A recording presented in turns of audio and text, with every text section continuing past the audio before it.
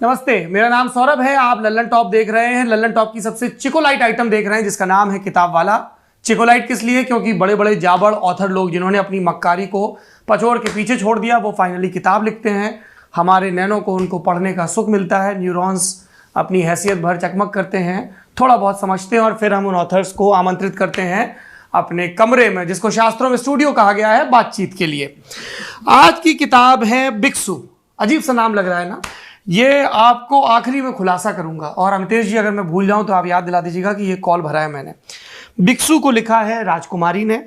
बहुत स्वागत है आपका राजकुमारी। और भिक्षु में थोड़ा बहुत ऐसे होता है ना, जैसे सिविल इंजीनियर कहता है कि गारा वारा इतना होगा और फिर ऐसे लेबर लोग सब आता है और ऐसे मिलाता है गारा, तो थोड़ा बहुत पल्लेदारी का काम किया है वरुण ग्रोवर ने। और ये थोड़ा सा फॉर्मल होने जा रहा है, लेकिन मैं आपको बहुत सारा थैंक यू बोलना चाहता हूं वरुण, क्योंकि आप उन शुरुआती दोस्तों में हैं जिन्होंने लल्लन टॉप में भरोसा दिखाया। So thank you so much. We have never said it but कृतज्ञ हूं मैं। मुझे खुशी है कि आप लोग अच्छा काम करते जा रहे हैं लगातार, तो वो जो भरोसा मैंने दिखाया था वो बढ़ता जा रहा है। बेकार नहीं गया, वो बढ़ गया। उष्ट्राणाम विवाहेषु गीतम गायंती गर्दभा परस्परम प्रशसंती अहो रूपम अहो ध्वनि। अर्थात ऊंट ने गीत गाया, ऊंट के विवाह में गधे ने गीत गाया और फिर दोनों ने एक दूसरे की तारीफ की। बोले क्या रूप है, क्या ध्वनि है, हम उस दिशा में न जाएं। तो भैया ये जो किताब है बड़ी जाबड़ है, तो सबसे पहले ये मिलेगी कहाँ? अमेज़न पे मिल रही है? नहीं, अभी तो नहीं मिल रही है। तो मैं आपको पता बता देता हूँ। या तो आप गूगल देवता की शरण में जाएं और टाइप करें एकतारा, IKTARA, EKTARA, या फिर www.biksu.in। वो अभी एप्लीकेबल नहीं है, मतलब वो biksu.in पे हम एकतारा बहुत अभी हमने वो बना ली वेबसाइट, लेकिन हमने अभी तक उस पर डाला नहीं है, अपलोड नहीं हुआ है। खुद ही बना रहे थे। अब कर लीजिएगा क्योंकि बहुत सारे लोग आपको दरेरा देंगे ये देखने के बाद। एकतारा पे बिल्कुल मिलेगी, एकतारा पे मिल रही है। का हम लिंक यहाँ दे देंगे नीचे, हम नीचे डिस्क्रिप्शन में लिंक डाल देंगे। 525 रुपए की किताब है। आप कहेंगे बड़ी महंगी किताब है। सरस सलिल के ज़माने में जब हमारी पठनीयता का स्तर बिल्कुल ज़मीन पे हो तब महंगा लगता है। पर आप देखिएगा कि आप जो झंडू बाम टाइप की फिल्में देखते हैं वो पॉपकॉर्न जोड़ के या पॉपकॉर्न हटा के कितने की पड़ती हैं। और ये तर्क अगर आपको ना जमे तो यूँ समझिएगा कि जब आप शऊरदार इंसान बनने की कोशिश करते हैं तो उस कोशिश का सबसे ज़रूरी हिस्सा होती है किताबें। ये ऐसी किताब है जिसकी मैं बिना इनसे दस्तखत करवाए मान लेता हूँ कि इसका वकालतनामा मुझे हासिल हो गया और मुझे इसकी वकालत करनी है। इस किताब की बहुत सारी खासियत है जिनके बारे में हम अगले आधा पौन घंटे में बातचीत करेंगे।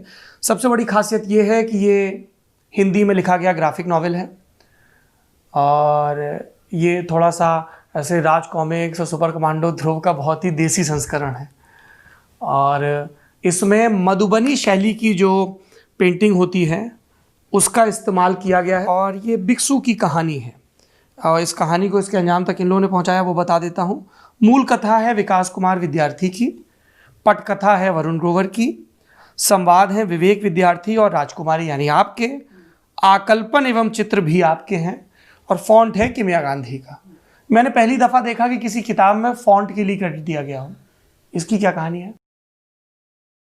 इसकी बहुत मतलब एक तो एज अ डिज़ाइनर फॉन्ट मेरे लिए बहुत ज़रूरी है, मतलब इन द सेंस कि कोई भी फ़ॉन्ट मैं यूज़ करके, मतलब मुझे बहुत मुश्किल होती है ख़राब फ़ॉन्ट को देखने में और उसको यूज़ करने में जी। और दूसरी बहुत बड़ी बात ये थी कि हमारी किताब पूरी हैंड रिटन है। जो मैंने तस्वीरें बनाई हैं उसमें जो भी डायलॉग हैं वो हैंड रिटन है और शुरू के कुछ पेज और अंतिम के कुछ पेज हैं जो कि ड्रॉ कर लिया था मैंने, पर उसमें जो टेक्स्ट डालना था वो हमें टाइप करके डालना था।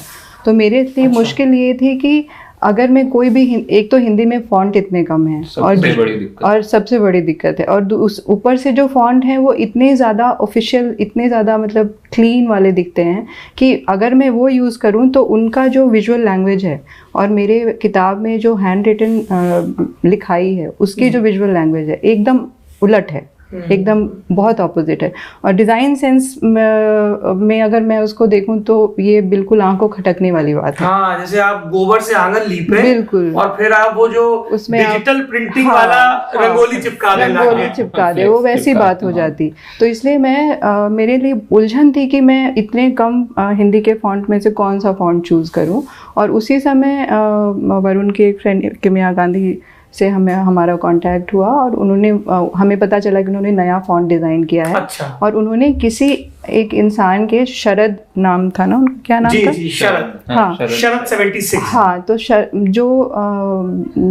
शरद नाम के एक इंसान के हाथ की लिखाई को से इंस्पायर होकर उन्होंने एक फॉन्ट डिज़ाइन किया है, जो कि देखने में फॉन्ट लगता है पर अगर आप एक नज़र में देखें तो लगेगा कि हाथ की लिखाई है। हाँ। तो ये जो मतलब ऐसा लगा मुझे कि जो मैं ढूंढ रही थी मुझे किसी ने आकर ऐसे थमा दिया मुझे।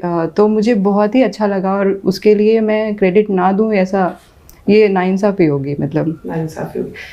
और एज ए डिज़ाइनर मैं जानती हूँ कि मतलब फ़ॉन्ट को डिज़ाइन करने में और फ़ॉन्ट को खासकर हिंदी के फ़ॉन्ट में जिसमें बहुत कम काम हुआ है, कितनी मेहनत जाती है। तो उस मेहनत का अप्रिशिएशन अगर एज अ डिज़ाइनर मैं नहीं करूँगी तो फिर एक्सपेक्ट करना तो बेवकूफ़ी है ना कि कोई और करे। ऐसा कभी लगा है राजकुमारी आपको कि हमारी पूरी जो लगातार ट्रेनिंग होती है वो ट्रेनिंग हमें तर्क की तरफ धकेलती है, जो कि करना भी चाहिए ना, सारा रेनेसां उसके बाद सारी चीज़, पर इन सारे तर्कों के और तथ्यों के बावजूद कभी ऐसा लगा हो कि यार कोई इरादा कर लिया है तो पता नहीं कैसे कुछ लोगों को पता चल गया और वो मदद के लिए आ गए? वो जानवर हो सकते हैं, वो दोस्त हो सकते हैं, ऐसा कुछ हुआ है? हमेशा ही होता है ये तो, मतलब ये तो लाइफ में हमेशा ही होता है, छोटी बड़ी हर चीज़ में होता है। हाँ, कि आपको जल्दी पहुंचना है स्टेशन और आप बिल्डिंग के नीचे उतरते हो और आपको ऑटो खड़ा मिल जाता है। अच्छा। तो इस तरह की छोटी छोटी, मतलब ये तो मेरा कांस्टेंट एक्सपीरियंस रहा है कि ऐसा होता है, मेरे साथ होता है। तो वो चीज़ कि अगर आप कोई चीज़ बहुत ज़्यादा चाहें तो जो शाहरुख खान का डायलॉग है कि पूरी कायनात उसको जुगाड़ पाओलो कायलो से उठाया गया है और वो भी जो भी है। हाँ। लेकिन वो तो होता ही रहता है। और वो चीज़ ये भी है कि वो होना ज़रूरी भी है, क्योंकि वो हमें लाइफ और लाइफ के जो भी अननोन चीज, मतलब लाइफ की इन्फिनिट पॉसिबिलिटी पे भरोसा दिलाने के लिए वो चीज़ें बहुत में हेल्प करती हैं। मैं आपसे इस इंटरव्यू का सबसे कठिन सवाल पूछने जा रहा हूँ। अच्छा, पूछिए। सरल होना कितना कठिन है? बहुत कठिन है। सरल होने के लिए सबसे बड़ी कठिनाई की बात ये होती है कि आप कहाँ सरल नहीं हैं उसकी अवेयरनेस होना। मतलब सरलता और कॉम्प्लेक्सिटी, सरलता तब आती है जब अगर आपको सरल होना है। जैसे अगर मैं गाँव का कोई इंसान होता है जो कि जन्म के साथ ही सरल होता है, उसने कॉम्प्लेक्सिटी उसके जीवन में आई ही नहीं, वो एक अलग बात होती है। तो उस इंसान को पता भी नहीं होता कि वो सरल है, वो सायास नहीं होता। हाँ, वो पता भी नहीं होता। लेकिन जैसे इसी किताब का एग्जांपल मैं लूँगी कि इस किताब में मुझे एक फोक आर्ट, जो कि मैंने इस किताब को करने के 6 महीने पहले ही मैंने करना शुरू किया। अच्छा, मधुबनी आपने हाल में ही सीखी? हाँ, हाल में ही सीखी है। ऐसा नहीं कि मैं बचपन से कर रही हूँ या मेरी कोई फॉर्मल ट्रेनिंग रही है उसमें।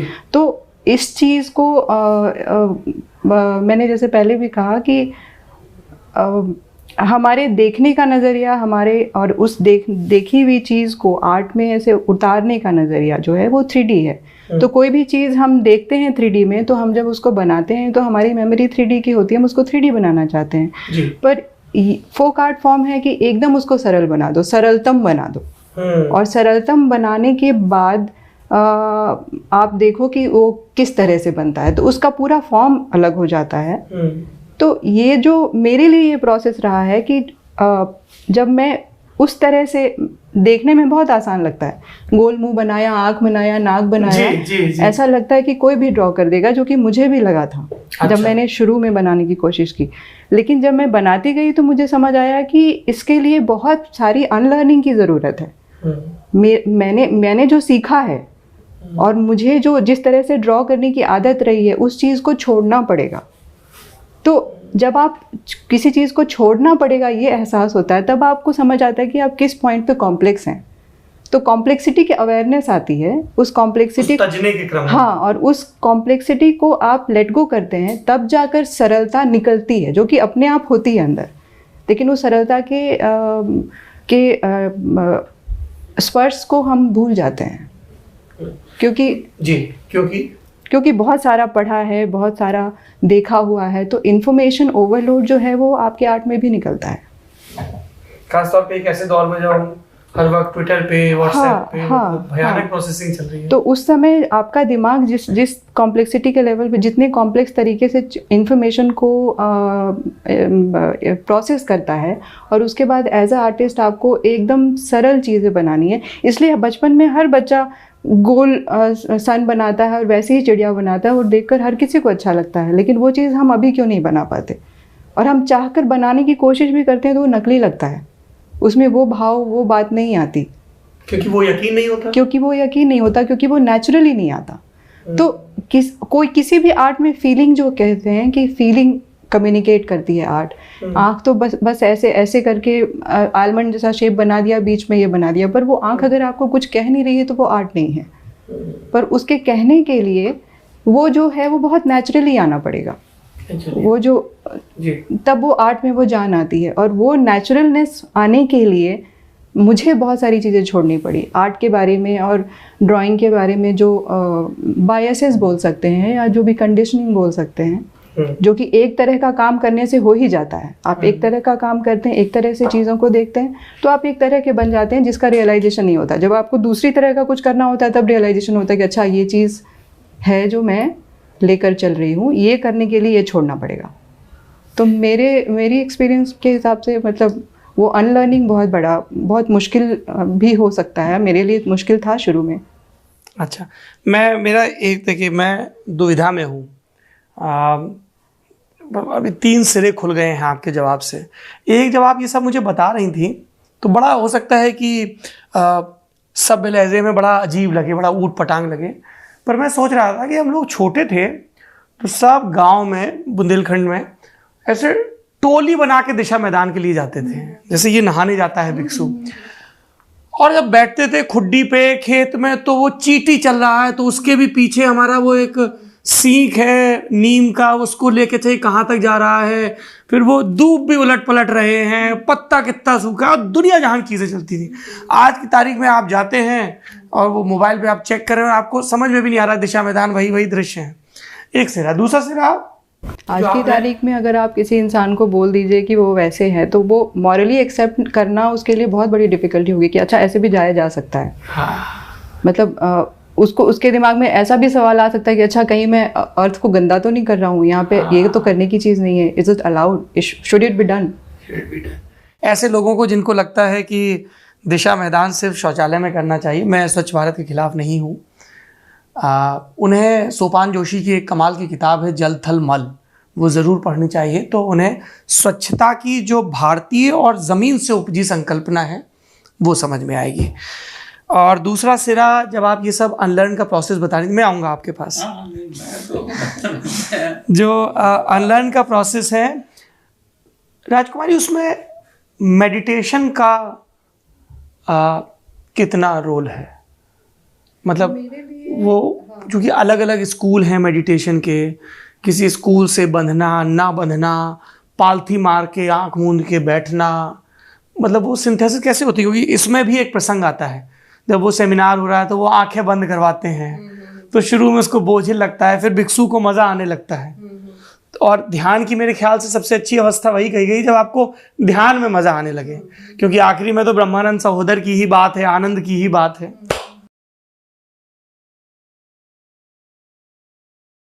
मतलब मेडिटेशन एज अ फीलिंग की बात आप कर रहे हैं या मेडिटेशन एज अ मेथड की बात आप कर रहे हैं? दोनों की बात कर रहे हैं। तो मेडिटेशन एज अ मतलब मैं कोर में जाती हूँ। मेडिटेशन का जो कोर एलिमेंट होता है, चाहे आप कोई भी दुनिया की मेथड से आप करें या अगर आप बिना किसी मेथड को सीखे, अगर आप सिर्फ आंख बंद करके किसी जंगल में जाकर बैठे, आपको मन कर रहा है कि आंख बंद करके आप बैठे और आप सिर्फ आवाज़ें सुने चिड़ियों की, तो मेडिटेशन का मेरे लिए सिंपल मतलब होता है कुछ भी ना करना। कुछ करके मेडिटेशन नहीं होता। मेडिटेशन का पॉइंट ही ये है कि कुछ भी ना करना, लेकिन ये सरलतम तल है। कि सब कुछ भी ना करना होने का सरलतम तरीका है। लेकिन जब हम ये सोच करते हैं तो कॉन्ट्राडिक्शन ही तो यही आ जाता है कि जब हम माइंड से सोचते हैं कि अच्छा मेडिटेशन करना है, तो हम सोचते हैं कि अच्छा क्या किया जाए कुछ भी ना करने के लिए, जो कि कितनी कॉन्ट्राडिक्टरी है, बिल्कुल कॉन्ट्राडिक्टरी और बेवकूफ़ी वाली बात है। लेकिन हम एक्चुअली हमें करने की इतनी आदत हो जाती है कि हमें शुरू उसी पॉइंट से करना पड़ता है। हम जिस जहाँ खड़े हैं वहीं से शुरू कर सकते हैं ना, तो हमें करने की आदत है, तो हमें कुछ मतलब हमें एक मेथड चाहिए उस समय कुछ भी ना करने के लिए कि कैसे कुछ भी ना किया जाए। तो वहाँ पे मेथड की ज़रूरत होती है। और लेकिन कोर पॉइंट जो होता है कि आप कुछ भी करते हुए या कुछ भी ना करते हुए भूल जाएं कि आप कर रहे हैं। तो मेरा जो खुद का एक्सपीरियंस रहा मधुबनी पेंटिंग करने का, कि मधुबनी पेंटिंग एक्चुअली बहुत मेडिटेटिव है, क्योंकि आपको बहुत छोटी छोटी लकीरें खींचनी होती हैं। पहले तो जब आप एक लेयर होता है उसका पहले कॉन्सेप्चुअलाइज करना जी, है ना, कि जब मैं डिसाइड करती हूँ कि मैं इस पेज को फ्रेम में कैसे बांटूँ, कितने खंड में बांटूँ, एक खंड में कौन दो लोग बात कर रहे हैं, उसके क्या डायलॉग्स हैं, ये सारी चीज़ें प्लानिंग का हिस्सा है, जो डिज़ाइन का पार्ट है। डिज़ाइन का पार्ट पूरा कंप्लीट करने के बाद सेकंड स्टेज होता था मेरा आर्ट का पार्ट, जब मैं ड्रॉ करती थी। तो वो ड्रॉ करना जो होता है वो बहुत मेडिटेटिव होता है। मतलब उसमें लाइन खींचते खींचते खींचते खींचते नेचुरली ऐसा होता है कि आप भूल जाते हैं कि आप ये कर रहे हैं। और सूत काटने जैसा है क्या? बिल्कुल बिल्कुल। अगर आप सूत काटने की फीलिंग को अगर आप जानते हैं, आपने कभी फील किया है, तो उससे आप कंपेयर कर सकते हैं कि किसी चीज को शुरू में बोरियत होगी, खील होगी, बार बार फिर लय हासिल हो जाएगा। तो एक्चुअली इससे पहले मैंने मतलब इस किताब को बनाने से पहले मैंने काफ़ी सारे मूवी पोस्टर्स बनाए थे, और मूवी के गानों मतलब हिंदी गानों पर मैंने ऐसे कार्ड्स या ऐसे छोटे पोस्टर्स बनाए थे। अच्छा। तो वो मेरी ट्रेनिंग रही है। मतलब उस चीज़ को मैंने एज अ ट्रेनिंग यूज़ किया मधुबनी पेंटिंग सीखने के लिए। वो आपकी हैदराबाद वाली ट्रेनिंग रही है? नहीं, हैदराबाद वाली ट्रेनिंग नहीं, मैं बॉम्बे में ही। मतलब इस किताब को इस किताब की का आइडिया आने के 6 महीने पहले से मैं मधुबनी पेंटिंग कर रही थी। नहीं, वो जो आपने बताया कि गानों के पोस्टर पोस्टकार्ड, वही अच्छा, वही मैं वो मैं 6 महीने पहले से कर रही थी। तो उसमें ही मुझे ये चीज़ एहसास हुआ कि ये बहुत ज़्यादा मेडिटेटिव है। और दूसरी चीज़ इसमें फ़ायदा क्या होता है, मतलब मेडिटेशन में और भी बताना चाहूँगी कि किस तरह से होता है। कि जब आप करते करते करते करते भूल जाते हैं कि आप कर रहे हैं, तो फिर बहुत गहरे तल से कुछ निकलता है, जो कि जब निकल रहा होता है तो आपको पता नहीं होता। उस समय आप सिर्फ ड्रॉ कर रहे होते हैं और आप इस चीज़ को एनालाइज नहीं कर रहे होते। आप सिर्फ उस समय कर रहे होते हैं जो आपने सोच लिया कि ये करना है, बेखुदी। हाँ, तो जब ये चीज़ मेरे साथ हुई इस किताब को लेकर, खासकर इस सिलसिले में, कि मैंने जब पूरी किताब बना ली और उसके बाद जब मैं इसको मतलब पहले तो मैंने इसको एपिसोडिक फॉर्म में बनाया था, उसके बाद चकमक में पब्लिश हुई। हाँ, चकमक में पब्लिश हुई थी। फिर जब इसको किताब के फॉर्म में कंपाइल करने की बात आई, तो मैंने इसको दोबारा से पढ़ना शुरू किया। और जब दोबारा से पढ़ना शुरू किया, ऐसा सोचते हुए कि ये सारी चीज़ें एक साथ आएंगी, तो मुझे रियलाइज़ हुआ कि भिक्षु का जिस पेज में उसकी जो भी मनोदशा है, वो मनोदशा उस पेज की फ्रेमिंग जैसी है, उसमें आ गई है। और ये चीज़ मैंने सोच समझ कर नहीं की है, ये मैंने प्लान नहीं किया था। मुझे भी बाद में रियलाइज़ हुआ कि ये चीज़ आ गई है। तो ये मैं कहूँगी कि उस मेडिटेटिवनेस की खासियत है कि जब चीज़ें बहुत गहरे तल से निकलती हैं, तो जो होना चाहिए वो हो जाता है। मैं आपकी इस बात से इत्तेफाक रखता हूँ। हम लोग जब एक्सरसाइज करते हैं तो ट्रेनर अक्सर एक बात करते हैं मसल मेमोरी की। वो कहते हैं आपकी मांसपेशियों को कि भाई इसको इतना दहन करना है और ये सब। बिल्कुल। आप इसमें एक प्रसंग आता है भिक्षु का, जिसमें उसको रतौंधी हो गई है, वो हर जगह वो लैंप लेके जा रहा है, और फिर सब लोग कहता है कि अंधार में कम दिखाई देता है, लेकिन रतौंधी के समय में तो हमको अपना बचपन एकदम साफ दिखने लगा था। तो दृष्टिहीनता में जो दृष्टि है, वही कुछ है क्या ध्यान? वैसा ही कुछ, या वो बाय डिफॉल्ट आ जाता है सतह पे? क्योंकि इसमें आपने जो वो स्पाइरल बनाए हैं, या कवर पे स्पाइरल आया है, जिसकी हम लोग इंटरव्यू शुरू करने से पहले बातचीत कर रहे थे। ऋग्वेद में जब हम चरैवेति लिखते हैं कि कीप मूविंग, या जो भारतीय मनीषा में काल दर्शन है, जिसका कोई एक आदि नहीं है, अंत नहीं, चीजें सातत्य में होती हैं और कई सतहों पर होती हैं। वो भी काफी दिख रहा है इसमें। बिल्कुल। और वो सायास नहीं था, वो सायास नहीं था। ये चीज, इस चीज का ये मतलब होता है, मतलब मेडिटेशन से तो मैं फिर भी वो परोक्ष की चीज हो गई जी। है ना। किताब में भिक्षु की क्या मनोदशा है, उस पेज को डिजाइन करने के वक्त वो चीज तो एकदम उससे रिलेटेड चीज हो गई ना जी। वो तो मेरी मेंटल ट्रेनिंग या सबकॉन्शियस की बात है, मेडिटेशन तो सबकॉन्शियस में चला गया, लेकिन वहां तक की जो चीज एकदम डायरेक्टली कनेक्टेड है भिक्षु की मनोदशा को मैं दिखाना चाह रही हूँ, और जो दिखाना चाह रही हूँ वो सिर्फ उसके डायलॉग में ना निकले, मतलब डायलॉग में तो निकल ही रहा है, वो पता चल रहा है पढ़कर, और उसके चेहरे पे जो भाव आ रहे हैं उसको उससे भी पता चल रहा है, पर यहाँ तक कि जो फ्रेमिंग है, मतलब पेज को जिस तरह से बांटा गया है, हर पेज में फ्रेमिंग अलग अलग है ना। मैं फ्रेमिंग जी नहीं, और आप जो कह रही हैं जैसे जब वो सोच रहा होता है कि अब मेरे गांव छूट गया, पोखर छूट गया, तो खूब सारी तस्वीरें, और मुझे लगता है कि वो शब्द की भरपाई भी करती है या दरअसल वही असली शब्द हैं। हाँ, ये वो पानी के ऐसे पडल जैसे हैं, पडल है, फिर उसमें चिड़िया उड़ के आ रहा है, वो जैसे इसमें फुटबॉल का है। अब फुटबॉल का नेट जिस शेप का होता है उसी शेप में ये चीज आई है जी। अगर आप देखिए तो, अब मैं आपको और भी दिखाती हूँ। अब जैसे देखिए यहाँ पे पहला दिन है भिक्षु का, जिसमें कि वो स्कूल में जो स्कूल में आया है तो उसको बहुत बंधा लग रहा है, उसको अपनी स्वच्छंदता छूटी हुई सी लग रही है कि जिस तरह से वो गांव में रहता था। तो यहाँ पे जो ये है वो 2 येलो लाइंस हैं। ओके। यहाँ पे आपने देखोगे कि एक रेड है, सॉरी ब्लैक है, और उसके बाद एक येलो लाइन, और ये चीज नहीं, अब ये बाद में रिपीट नहीं हुई है। हाँ। ये सिर्फ पहले एपिसोड में आई है ये फ्रेमिंग, 2 येलो लाइन, क्योंकि यहाँ जब उसने तय किया कि वो दोस्ती करेगा, उसके बाद ये बाउंड्री थोड़ी सी लूज हो गई उसके लिए। बाउंड्री अभी भी है वो स्कूल के स्ट्रक्चर में बंधा हुआ अभी भी है, पर उसके लिए वो लूज हो गई।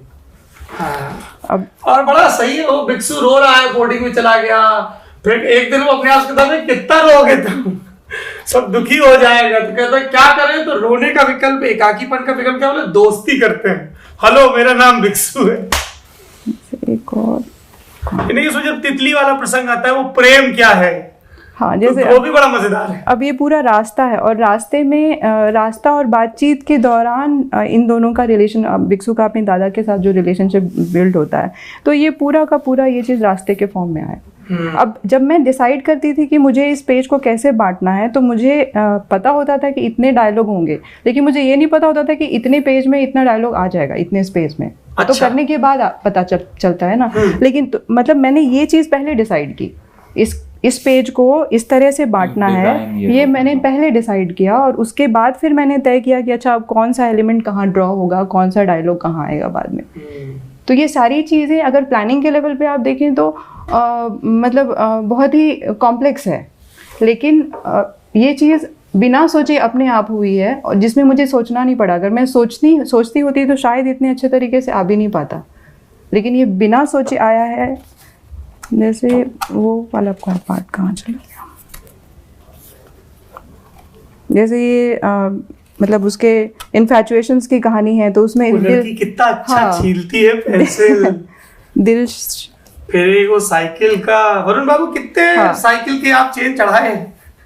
बहुत चढ़ाए हैं। जैसे ये पार्ट है जिसमें झगड़े की बात हो रही है। हाँ। और 2 लोग झगड़ा करते हैं, और झगड़े से भिक्षु को जो इशू होता है, मतलब झगड़े, तो यहाँ पर देखिए आप ये चीज़ मतलब इस तरह से फ्रेम आया है, मतलब फ्रेम आया जिसमें कि आपको लग रहा है कि 2 चीज़ें टकरा रही हैं। तो सेगमेंटेशन, हाँ सेगमेंटेशन है। तो ये इस मतलब अगर आप विजुअली इसको ज़रूरी नहीं है कि आपको भी ऐसा लगे, पर मुझे ऐसा लगा था जब मैंने देखा। नहीं, पर इसका राजकुमारी फायदा ये है ना कि जैसे मुझे ऐसा तात्कालिक अहम हो गया था कि मैंने इसको बड़े अच्छे से पढ़ा है और इसकी कई परतें भांप ली हैं। तो सबसे अच्छी बात तो मेरा वो दम्भ चकनाचूर हो गया। जिस सरलता की आप बात कर रही हैं वो बहुत सरल ढंग से आती नहीं है कि अच्छा इसकी ये भी रीडिंग है, और कई इसकी ऐसी रीडिंग भी होंगी जो शायद आपके ख्याल में आए, बहुत सारे दर्शकों के ख्याल में आए। बिल्कुल। तो क्या है कहानी भिक्षु की शुरुआत की? शुरुआत की असल में ये जो मूल कथा है वो विकास कुमार विद्यार्थी की एक चिट्ठी से निकली है जी। तो विकास कुमार विद्यार्थी जो हैं राजकुमारी के कजिन हैं।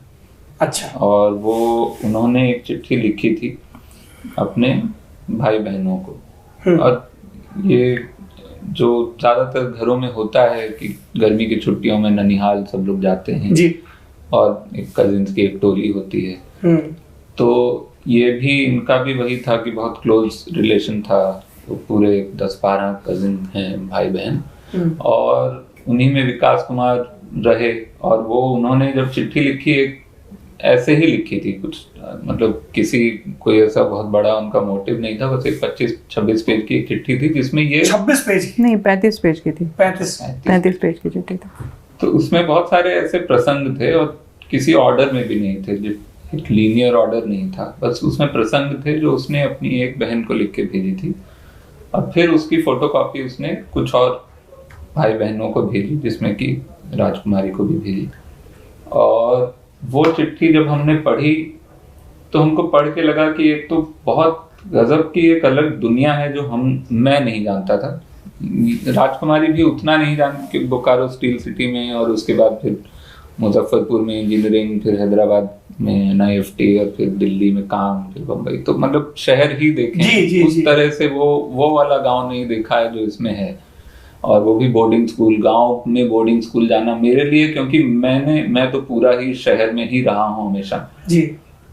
तो हमारे दिमाग में बोर्डिंग स्कूल क्या है कि जहाँ अमीरों के बच्चे जाते हैं, है ना। वो जो हमने सुना है कि अमिताभ बच्चन भी गए थे और संजय दत्त भी गए थे और राजीव गांधी गए थे, मतलब उस तरह से हमारे दिमाग में है कि दून स्कूल है और कहीं शेरवुड है और जी। तो ये वाला बोर्डिंग स्कूल जब पढ़ा कि अच्छा जहाँ पे झाड़ू लगाना पड़ता है क्लास के बाद, जहाँ खाने में पिल्लू निकलते हैं और फिर भी बच्चों को उससे भी कोई दिक्कत नहीं है क्योंकि वो उनकी दुनिया है, उनके लिए भी पिल्लू ऐसी कोई बहुत बड़ी शॉकिंग चीज नहीं है जो हमारे लिए हो सकती है। तो एक अलग दुनिया थी। गांव का बोर्डिंग स्कूल, वो भी मिशनरी बोर्डिंग स्कूल जी, बहुत ही अलग था। तो हम तब बात करनी हमने शुरू की थी कि इसका कुछ किया जाए, इसकी कहानी है क्योंकि बहुत गजब। आपस में या विकास? नहीं, आपस में बात की। तो फिर लिखना शुरू किया। प्रोसेस यही था बहुत शुरू में। मतलब did you pitch it to Chakmak? हाँ, तो चकमक में तो अगर आप सुशील शुक्ल को जानते हैं और शशि सब लोग को जानते हैं तो वहाँ फिक्स जैसा कुछ होता नहीं है। उनसे आप बोल दीजिए हम ये करेंगे और वो अपना जो भी बेस्ट काम करने के लिए प्रोत्साहित करता है। मैं आपको 1 सेकंड के लिए रोकूंगा। सुशील शुक्ल का आपने नाम नहीं सुना होगा और सुशील शुक्ल को ये लगता भी नहीं कि आपको उनका नाम सुनना चाहिए। जो ज़्यादा ज़रूरी चीज़ है, जो सुशील को भी लगती है, वरुण को भी लगती है और हमें भी लगती है, वो ये है कि आप उनका काम सुने, क्योंकि वो काम उनके लिए या हमारे लिए नहीं है और है भी, वो बच्चों के लिए काम है। और बच्चे सिर्फ बच्चे नहीं हैं, हम बड़े होके भी ड्रॉ करते रहे इसलिए हम भी बच्चे हैं। वो साहित्य के इर्द गिर्द है, वो कला के इर्द गिर्द है, वो कविताओं के इर्द गिर्द है और वो जीवन मूल्यों के इर्द गिर्द भी है। जब मैं भिक्षु पढ़ रहा था तो पौधा लगाना, फिर पौधे से विदाई लेना उसको बड़ा करने के बाद, झूठ बोलना, जो उस झूठ को छिपाना, पैसे चुरा के गोलगप्पे खाना, जो हम सबों ने किया है, पर फिर वो एहसास होना कि यार देखो हमने इतना गड़बड़ किया फिर भी कितना यकीन बना हुआ है, तो हम इस यकीन को ही बचा ले जाएं। तो ये सारे मानवीय मूल्य बचे रहें, बने रहें, इसके लिए सुशील और उनकी पूरी टीम तक्षशिला के तहत काम कर रहे हैं। उसमें जुगनू प्रकाशन है उनकी और साइकिल नाम एक से तारा है, साइकिल के नाम से मैगजीन है। साइकिल और प्लूटो हैं इस समय जो बहुत ही सुंदर पत्रिकाएं हैं और पोस्टर वो बहुत अच्छे बनाते हैं। मैं उनके जो 300 या 400 पोस्टर्स का एक पूरा बंच है तो वो मैं ले आया हूँ और अब मैं कोई भी मित्र घर आता है तो उसको वही 2-3 पोस्टर लपेट के तोहफे में देता हूँ। सुंदर, उसमें ऐसे ही आर्ट फॉर्म और सुंदर सुंदर कविताएं। बहुत बढ़िया कविता कार्ड भी उन्होंने निकाले हैं। कविता कार्ड छोटे छोटे, हम तो किसी भी विदेश यात्रा पे जाते हैं तो हम वो कविता कार्ड ले जाते हैं 20-25। और आजकल एयरबीएनबी में कहीं भी किसी के यहाँ रुकते हैं, किसी विदेश में जहाँ भी गए, वहाँ पे हम हिंदी कविता उनको दे के आते हैं। वो लोग अपने फ्रिज पे लगा लेते हैं, भले ही उनको भाषा ना समझ आती हो। जहाँ पे हम हो सके हम पीछे उसी कविता का ट्रांसलेशन लिख देते हैं अंग्रेजी में, कि आप कम से कम अंग्रेजी, इटालियन वगैरह हम नहीं जानते हैं, लेकिन आप अंग्रेजी में पढ़ लीजिए। तो वो इतना सुंदर, उसमें इलस्ट्रेशन भी होता है, एक हिंदी की कविता होती है, एक दूर देश में उनकी, बहुत सारे देशों में मतलब उनकी कविताएं भी पहुंची हुई हैं, क्योंकि वो इतना उन्होंने इजी बना दिया है साहित्य को। नहीं तो आपको ढूंढना पड़ता है, ढूंढने के बाद एक्सेसिबल है नहीं है। बच्चों के साहित्य पे इतना अच्छा काम, जो कि मुझे लगता है इस समय हिंदी में मतलब एडल्ट साहित्य में भी उतना काम नहीं हो रहा है, उतनी निष्ठा के साथ, रचनात्मकता और गंभीरता के साथ, हाँ, और उतने जॉय के साथ, जो वो काम में उनके जो जॉय है ना, वो आप बचपन नहीं खोते वो बच्चों की कहानियों में, वो बहुत बड़ी बात है। आप तो कुछ लोगों को लग सकता है कि ये तो बड़ा रस्मी है कि ऑथर पब्लिशर की तारीफ करे, पर वो मेरे पब्लिशर नहीं है। फिर भी मैं वरुण से ज़्यादा तो नहीं कहूँगा, कोई परिमाण की तुलना नहीं है, पर बड़े अकीदे के साथ कह रहा हूँ कि मैंने उनका काम देखा है, मैं उनके काम का लगातार इस्तेमाल करता हूँ, तोहफे देने में, पढ़ने में। हमने आपके ऑफिस में भी 4-5 पोस्टर हमने सीट के पीछे भी 2 लगे हुए हैं। अच्छा, तो फिर आपने उनसे कहा, तो ये वरुण और राजकुमारी कैसे तय हुआ कि हम इसकी भाषा क्या रखें, क्योंकि ये एक प्रयोग है, कई लोगों को जोखिम भरा प्रयोग लग सकता है कि वो जो छोटा नागपुर के इलाके में, झारखंड के इलाके में जो भाषा बोली जाती है, वो बाकी हिंदी की बोलियों वाले इलाकों में कैसे उसकी संप्रेषणीयता होगी। इसमें भी वही अनलर्निंग वाली बात ही मैं रिपीट करूँगी कि अनलर्निंग बहुत अलग अलग तल पे हुई है। और भाषा के हम शुरू में जब हमने बनाने की कोशिश की तो हमने सजेस्ट किया, और ये आइडिया सुशील जी को बहुत अच्छा लगा कि आप उस भिक्षु की भाषा में ही बनाइए।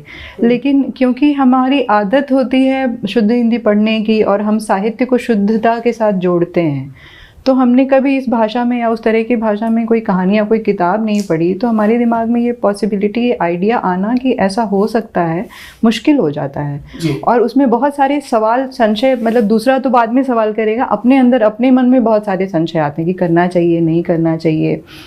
तो उसमें उन्होंने तो अपनी तरफ से बहुत आराम से गो अहेड दे दिया कि आप करिए। और सबसे बड़ी बात है कि अगर आप मैगज़ीन के लिए करते हैं तो आपके पास ऐसे भी ज़्यादा पॉसिबिलिटी होती है कि, क्योंकि आप ट्राई कर सकते हैं ना, क्या रिस्पॉन्स आया, किस तरह से आया, आप एक एपिसोड बनाकर देख सकते हैं, 1 महीने देख सकते हैं, तो आपको पता लग जाता है। तो उस तरह से हमारे पास वो एक स्वच्छंदता थी कि हम मैगज़ीन में ट्राई कर सकते हैं। लेकिन अब दूसरी बात आई करने की। जब हमें अब हमने सोच लिया कि अच्छा ऐसा करना है, तो अब करने की जब बात आई तो वरुण मुझे हिंदी में डायलॉग लिख कर देते थे, क्योंकि उनको ये छोटा नागपुरी वाली भाषा मेरे घर की भाषा है जी। तो वो हिंदी में लिख कर देते थे और मुझे उनको नागपुरी में करना होता था, छोटा नागपुरी में उनको कन्वर्ट करना होता था। और जब मैंने उसको वो करना शुरू किया तो मुझे समझ आया कि मैं नहीं कर पा रही हूँ। अच्छा। जब जैसे मुझे याद है बचपन की घटना कि हम बोलते थे, जब घर में आपस में बात करते थे हिंदी में बात करते थे और इसी छोटा नागपुरी डायलेक्ट में बात करते थे। पर जब भी हम चिट्ठी लिखते थे उस डायलेक्ट में, जैसे हम ये बोलते हैं कि अगर बोलना है मैं जा रहा हूँ तो उसमें बोला जाता है हम जा रहे हैं। तो हम रिप्रेजेंट करता है सिंगल आदमी को, वो बहुवचन नहीं है, वो एक वचन है। लेकिन जब मैं चिट्ठी लिखती थी किसी को भी, तो वहाँ पर वो आदरणीय पूज्य पिताजी और पूज्य माताजी और सादर चरण स्पर्श, मैं अच्छी हूँ, वहाँ कभी हम नहीं आता था अपनी बोली वाली भाषा को। और जबकि जिसको मैं चिट्ठी लिख रही हूँ वो इंसान भी उसी भाषा में बात करता है जिस भाषा में मैं बात करती हूँ, लेकिन लिखावट की भाषा वो नहीं है। और ये जब मैंने हिंदी के डायलॉग को छोटा नागपुरी में कन्वर्ट करने के प्रोसेस में मैंने ये रियलाइज़ किया कि मेरे अंदर ये बायस है, मैं नहीं कर पा रही हूँ। इसलिए मैंने विकास कुमार विद्यार्थी का छोटा भाई है विवेक कुमार विद्यार्थी, उसकी मैंने हेल्प ली, क्योंकि वो उसी भाषा में बोलता है। तो हम मतलब फ़ोन पे बात करते थे, डायलॉग डिस्कस करते थे, और उसके बाद मैं उसको कहती थी कि इस चीज़ को अगर तुमको वहाँ की भाषा में बोलनी हो तो तुम कैसे बोलोगे। वो बोलता था और उस चीज़ को फिर मैं नोट करती थी, और फिर उससे बात करते करते फिर वो डायलॉग इवॉल्व भी होता था बहुत। तो मतलब इस किताब ने हर तरह से हमें बताया है कि सरल होना कितना मुश्किल है। आप में से शायद कुछ लोगों को ये लग सकता है कि अच्छा ये लोग जो बता रहे हैं वो सुनाई दिखाई तो सुंदर रहा है, लेकिन हमको तो छोटा नागपुरी आती नहीं, हमको भी नहीं आती है, पर फिर भी हम वन गो में किताब पढ़ गए क्योंकि बहुत सरल है समझना। मैं आपको एक डायलॉग पढ़ के सुना देता हूँ। पूरा दो महीना का अंधार के बाद रतौंधी थोड़ा थोड़ा बेस होने लगा था, इसलिए हम फिर से सांझ में खेलने का मजा लेने लगे थे।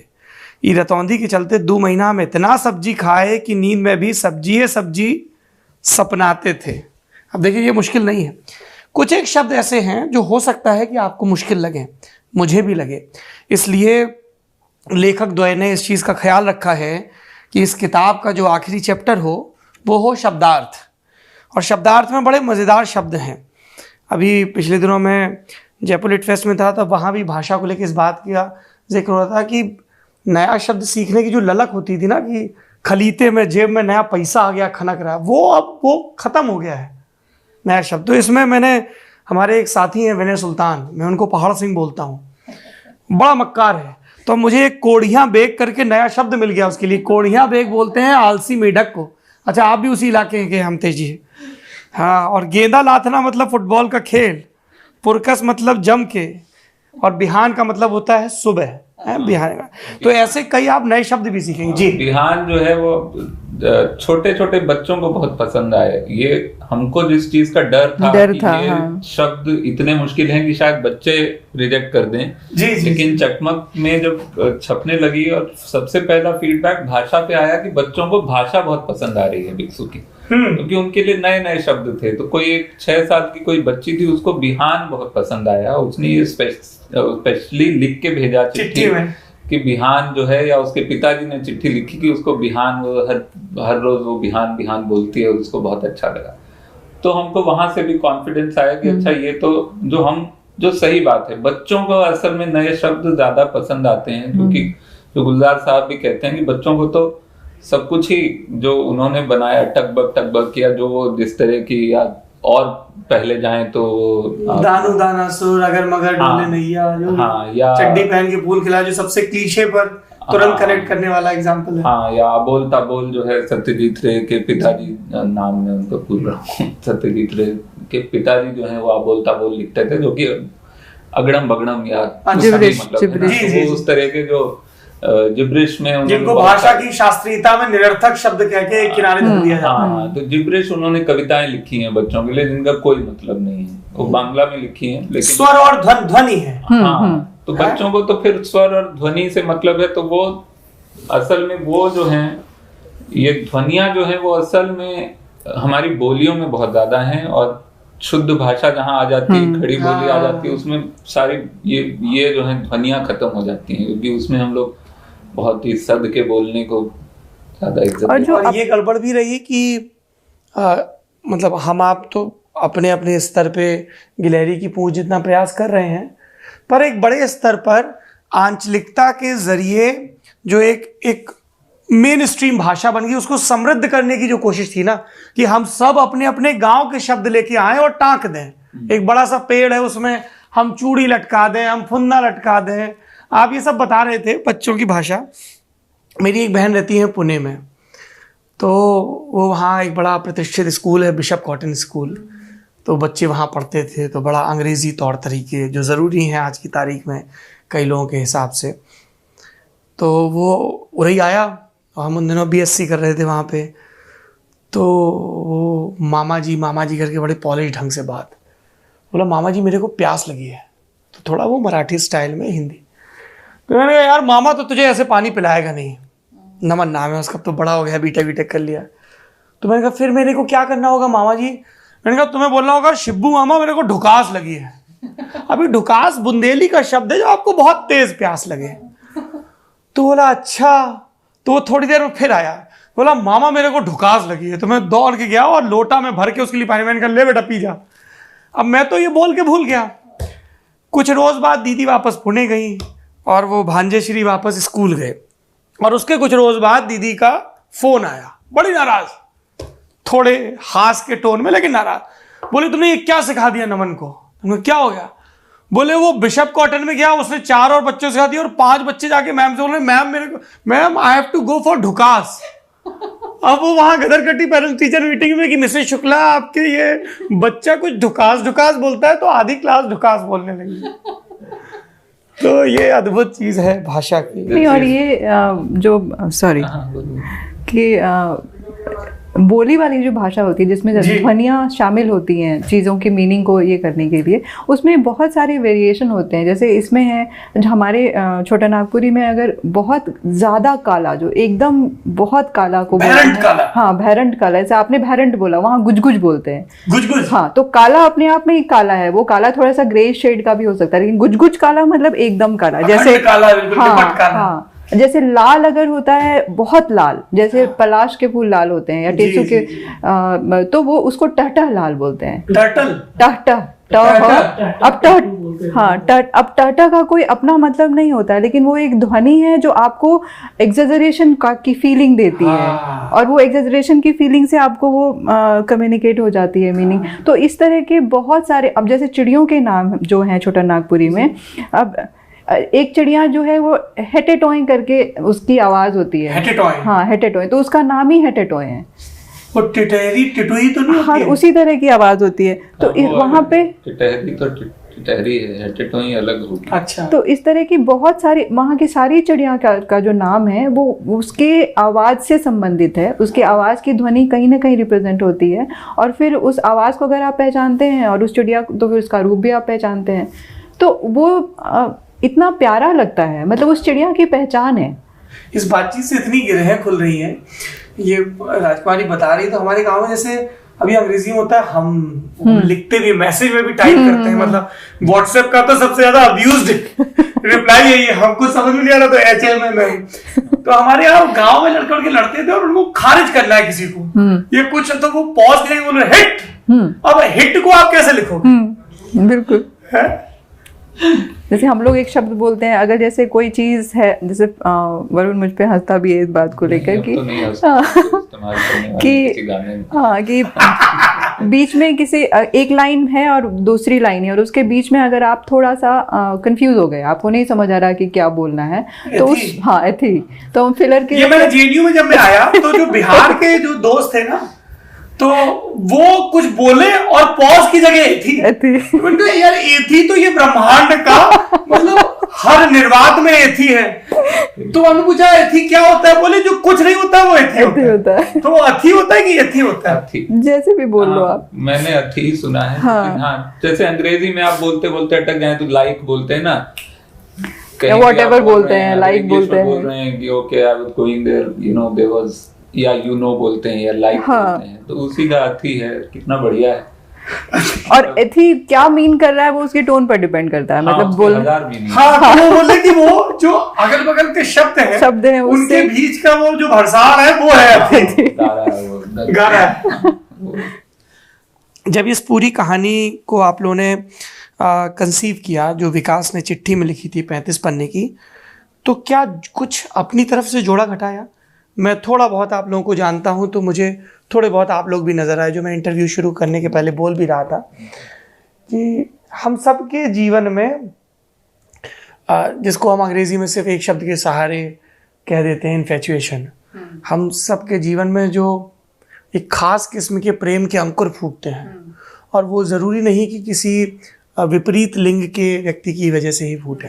कई बार हमें कोई टीचर बहुत अच्छा लगने लगता है, हम उसकी आभा से आलोकित होने लगते हैं, और कोई फिर वो ट्रांसफ़र होके लड़की आई, लड़की का फ्रॉक, लड़की की पॉपिंस, लड़की के टिफिन में बना हुआ खरगोश, आपने खरगोश वाले इयररिंग भी पहन रखे हैं, तो घोड़ा है वो, मुझे वो सबको खरगोश लगता है, वही उसकी खास बात है। वो इधर से देखेंगे उधर वो किया हुआ खरगोश लगता है, इधर मुंह किया हुआ घोड़ा है। ये घोड़ा नहीं है वरुण, ये खरगोश है। ये घोड़ा कैसे हो सकता है? इतना ऊद बिलाव टाइप का घोड़ा होता है। ये देखिए, इसके खरगोश की तरह दो खरगोश के में कान बहुत प्रोमिनेंट होते हैं। ये एब्स्ट्रैक्ट घोड़ा है जिसका पीछे वाला पार्ट नहीं है, आगे के 2 पाँव है, पीछे। अच्छा, एक सेकंड, ये इधर से घोड़ा है साइमन वाला घोड़ा जो 2 पैर रखने खरश्व बोल सकते हैं इसको, खरश्व। हाँ ये खरश हो सकता है क्योंकि ये घोड़ा मतलब पीछे से तो इसका 2 टांग गायब है। पीछे से, तो वही मैं कह रही हूँ एब्स्ट्रैक्शन में तो कुछ भी खरगोश पॉसिबल है में ना। भी तो गधा है वैसे, अगर आपको पता हो। खरगोश मतलब गधे के कान वाला जी। खर जो है गधा, खरगोश का कान, गधे के कान वाला बेचारा घोड़ा। पर ये बड़ा ऐसे दुल्की चाल चलता हुआ खरगोश लग रहा था बिल्कुल, पर इधर से देखने पे लग रहा है इसको झूलना है ना, इसको चलना नहीं है ना। तो जैसे मैं वो प्रेम के प्रसंगों की बात कर रहा था, तो वो कोई कन्या आती है, कोई टीचर आते हैं, और आप अलग अलग स्तर पर प्रेम करते हैं। और इसमें 104वें पन्ने पर प्रेम के बारे में बाकायदा आप लोगों ने लिखा भी है, एक बड़ी सी तितली बनी हुई है, हैं? और वो बातचीत कर रहे हैं कि प्रेम क्या है। तो फिर वो अपने अपने स्तर पे जवाब दे रहे हैं कि प्रेम क्या है। तो सेमिनार वाला फादर बात किया, तो भाई बहन में प्रेम इलू इलू सिनेमा में सब होता है, और एक कह रहा है बीमारी है और का। ये बहुत अच्छा है। और इसमें एक जगह नायक को एक नायिका याद आती है जिसका दांत टूटा हुआ है, तो ये वरुण का दांत टूटा है इस वजह से या नहीं? इस कहानी में जो भी घटनाओं के स्तर पर अगर कहा जाए कि हमने बदलाव किया है या नहीं, तो हमने नहीं करने की कोशिश की है। मतलब जितनी भी संवाद के स्तर पे, संवाद के स्तर पे, मतलब क्योंकि घटनाएं जैसे उसने एक पैराग्राफ में लिख दिया है, अब उस एक पैराग्राफ को विजुअलाइज करना हमारा काम था, ड्रॉ करना हमारा काम था। तो उसमें ज़रूर आपको हमारा एहसास आएगा, क्योंकि वो तो आर्ट की बात ही है कि वो तो। मैं यही जानना चाह रहा था कि किसी भी चीज़ को एडेप्ट करने में हम सायास नहीं तो अनायास ही कितने आ जाते हैं उसके अंदर। वो तो आना पड़ता है, वो तो आना उसके पड़ता बिना है। आप कोई भी काम नहीं कर सकते। मैं आज जैसे कि मान लीजिए सेक्रेड गेम्स अगर मैं लिख रहा था, जो कि मेरी दुनिया से बहुत ही दूर की कहानी जी, उसमें भी खुद को कहीं डालना पड़ा, ढूंढना पड़ा कि अच्छा मैं कहाँ हूँ इसमें।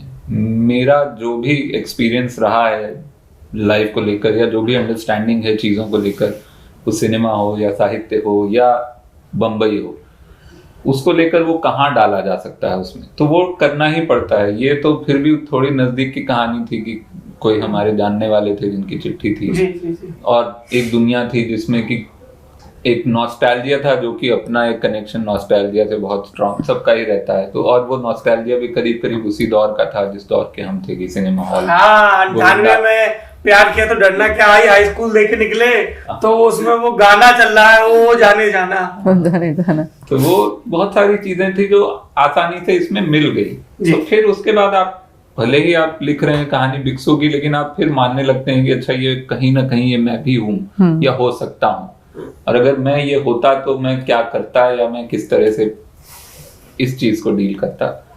तो वो थोड़ा थोड़ा हमने कोशिश की है, दोनों ने ही अपने अपने कुछ कुछ हिस्से डालने की। लेकिन हाँ, घटनाएं जो हैं वो उसी चिट्ठी से हैं, लेकिन उस घटना का अंदाजे बयां क्या होगा वो फिर भी हमने अपनी तरफ से उसमें। इसलिए मैंने पूछा कि वरुण बाबू ने कितनी साइकिलों की चेन चढ़ा के मदद की। हाँ, वो तो बहुत नहीं, साइकिलों की चेन बहुत चढ़ाई, मदद उतनी करने की या तो जरूरत नहीं पड़ी या हिम्मत नहीं हुई, दोनों भी हो सकता है, दोनों। क्योंकि होता था, एक बार मुझे याद है साइकिल की चेन उतरी थी, लेकिन मतलब मेरी एक क्लासमेट की, तो वो चेन चढ़ाने से अच्छा हमने सोचा हम भी पैदल चलते हैं साथ में, और हम लोग पैदल चल रहे थे। वाह, क्या इस तरह का कुछ हुआ। पल भर ठहर जाओ, दिल ये समझ जाए। Very good. तो एक सफर पूरा हुआ, यानी दूसरा सफर शुरू होने वाला है या हो चुका है? नहीं, अभी हुआ तो नहीं है, पर हम तो सिर्फ बातें हो रही हैं, तो क्या करना है, क्या कुछ करना है वो सोचा है, लेकिन क्या करना है उसके अभी दिमाग में सिर्फ अभी बातें ही चल रही हैं। ये सारे शॉर्ट लिस्ट भी नहीं है कि अच्छा ये 3-4 चीजें, पर होना जरूर चाहिए। कोशिश एक पाठक के तौर पे ये तो मैं कह ही सकता हूँ। बिक्सु, जिसकी राइटर हैं राजकुमारी, और पटकथा में मदद की है। नहीं, यहाँ थोड़ा संशोधन करना चाहूंगी, राइटर में नहीं हूँ, राइटर विकास। हाँ, विकास और वरुण है। विकास और वरुण है। पर मैं आपके संशोधन से बहुत इत्तेफाक इसलिए नहीं रखता हूँ राजकुमारी, क्योंकि इस किताब की जो सबसे बड़ी खूबी है वो ये है कि ये किताब बिना बोले ज्यादा बोलती है। ये किताब जितनी अपने संवादों में है उससे ज्यादा उन संवादों के इर्द गिर्द खींची गई लकीरों में है। इसलिए आपके ही शब्द को इस्तेमाल कर लूं जो किताब में छपा है, आकल्पन एवं चित्र। और चूंकि ये चित्र कथा है, ग्राफिक नॉवेल, सिनेमा में जैसे कि जो हमारे देश में तो डायरेक्टर बोला जाता है, हॉलीवुड में भी डायरेक्टर बोला जाता है, लेकिन फ्रेंच सिनेमा में ऑथर बोला जाता है। ओके। तो ऑथर का सीधा ट्रांसलेशन ऑथर होता है, जबकि वो डायरेक्टर है, लेकिन वहां माना जाता है कि जिसका विजन है वो ऑथर है, जिसका भी विजन है। और सिनेमा में क्योंकि डायरेक्टर का विजन होता है, वो सारी टीम गाइड करता है, वो भले सिनेमेटोग्राफी हो, राइटर हो, एक्टर हो। तो मुझे लगता है कि यहाँ भी ऑथर शब्द जो है वो सही है, भले ही राइटर हम हैं, लेकिन विजन किसका है और किसके विजन से चला है, तो वो राज के विजन से चला है। धन्यवाद।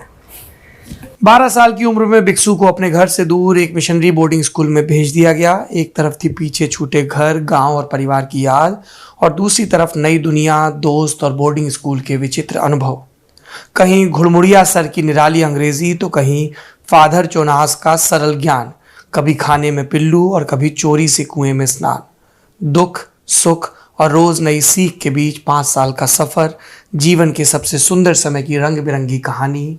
और मेरा आपसे ये वादा है, चुनाव के दौर में वादा शब्द इस्तेमाल करना खतरे से खाली नहीं, फिर भी, कि ये हम सबको अपनी अपनी कहानी लगेगी। और मुझे लगता है कि हर सरल और जटिल कहानी की ये सबसे बड़ी खूबी होती है कि हम सबों को उसमें कहीं ना कहीं अपना एक सिरा नज़र आ जाता है। यदि आप बच्चे हैं, यदि आपके घर में बच्चे हैं, या आपको लगता है कि बच्चा होना बेहद ज़रूरी है इस मुश्किल वक्त में, जो कि हमेशा ही मुश्किल होता है एक स्तर पे, तो भिक्षु आपकी मदद कर सकती है। भिक्षु को खरीदने के लिए आप इस वीडियो के डिस्क्रिप्शन में लिंक है, उस पर क्लिक कर सकते हैं, या गूगल पे जाके एकतारा EKTARA उस पूरे उपक्रम के बारे में जान सकते हैं आप, तक्षशिला के बारे में, एकतारा के बारे में, जुगनू के बारे में, पोस्टर्स के बारे में, पोस्ट कार्ड के बारे में, और इस किताब के बारे में भी जान सकते हैं। आप देख रहे हैं दी लल्लन टॉप का ये खास कार्यक्रम जिसका नाम है किताब वाला। इस पूरी बातचीत के बारे में आपकी जो भी राय हो कमेंट बॉक्स में ज़रूर दर्ज करवाएं, और मैं वरुण और राजकुमारी से गुजारिश भी करूंगा और ये इंश्योर भी करूंगा कि ये ज़्यादा से ज़्यादा कमेंट पढ़ें, और कुछ कमेंट्स का अगर रिप्लाई भी कर सकें तो बहुत अच्छा होगा। किताब वाला में और किन किताबों को और किन ऑथर्स को उनकी आमद होनी चाहिए, उनको बुलाने के लिए हमें जतन करना चाहिए, कमेंट बॉक्स में लिख के ज़रूर बताइए। सियासत, खेल, सिनेमा, न्यूज़, ये सब हमारी पेशेवर ज़िंदगी का हिस्सा हैं, पर कुछ चीज़ें आप करते हैं तो आपको लगता है कि आपकी चाल दुल्की हो गई है। किताब वाला एक वैसा ही सेगमेंट है जो हमारे दिल के भी बहुत करीब, और आपके भी, ये आपकी प्रतिक्रियाओं से पता चलता है। देखते रहिए, दरेरा देते रहिए, और बीच बीच में पुचकारते भी रहिए आपके अपने दी लल्लन टॉप को। शुक्रिया।